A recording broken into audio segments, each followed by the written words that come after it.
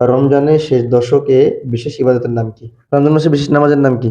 রোজা অবস্থায় ইচ্ছাকৃত বমি করলে কি রোজা হবে? আসসালামু আলাইকুম রহমতুল্লাহ। ওয়ালাইকুম সালাম ওয়া রাহমাতুল্লাহি ওয়া বারাকাতুহু। কেমন আছেন? আলহামদুলিল্লাহ ভালো আছি। দুপুরে কি দিয়ে খাইছেন? রোজা। রোজা? সত্যি? জি। বিয়ে হয় না তো? সবচেয়ে কঠিন প্রশ্ন আপনারই করবো আমি। দেখবো কেমনে পারেন। পারবেন ইনশাল্লাহ? ইনশাআল্লাহ। ইনশাল্লাহ। আপনার জন্য প্রথম প্রশ্ন থাকছে, রোজা অবস্থায় ইচ্ছাকৃত বমি করলে কি রোজা হবে? জি না, রোজা ভেঙে দিবে। তাই? মাশাআল্লাহ। আপনার উত্তর সঠিক হয়েছে। আপনার জন্য দ্বিতীয় প্রশ্ন। রমজান মাসে বিশেষ নামাজের নাম কি? সালাতুল তারাওয়িহ। সালাতুত তারাওয়িহ। তাই? জি। আপনার জন্য তৃতীয় প্রশ্ন। রমজানের শেষ দশকে বিশেষ ইবাদতের নাম কি? জানি না। জানি ইনশাআল্লাহ। জানেন? ইনশাআল্লাহ।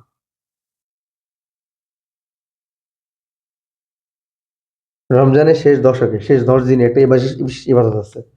যেটা আমরা বিভিন্ন মসজিদে বসে, বসে করি। ওটার নাম কি? কাফ। পেটে আসছে মুখে আসে না, তাই? সেহরিতে বেশি খেয়ে ফেলেছেন না? তলে চাপা পড়ে গেছে।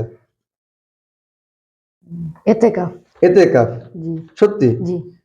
মাশাআল্লাহ, আপনার উত্তর সঠিক হয়েছে। লাইলাতুল কদর কোন মাসে? লাইলাতুল কদর শাবান মাসে। আপনার জন্য ৪ নম্বর প্রশ্ন হলো লাইলাতুল কদর কোন মাসে? আপনি বলছেন কি শাবান মাসে। আপনার উত্তরটি ভুল। লাইলাতুল কদর রমজান মাস। দর্শক, আপনারা জেনে নিন লাইলাতুল কদর রমজান মাসে। আপনার জন্য পঞ্চম প্রশ্ন। লাইলাতুল কদর কোন রাত্রে? লাইলাতুল কদর রমজানের শেষ দশক বেজর রাত্রে। রমজান শেষ দশকের বেজর রাত্রে। বেজর রাত্রে। এটা জানেন, তাহলে লাইলাতুল কদর যে রমজান মাসে জানেন না।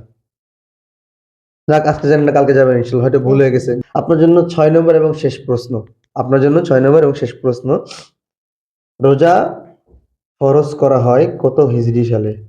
রোজা ফরজ করা হয় হিজরি কত সালে? হিজরি 2 সালে। 2 সাল? জি। শিওর? জি।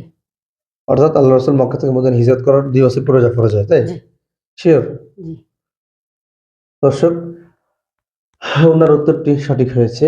আলহামদুলিল্লাহ। আলহামদুলিল্লাহ। আপনার কেমন লাগতেছে অনুভূতি?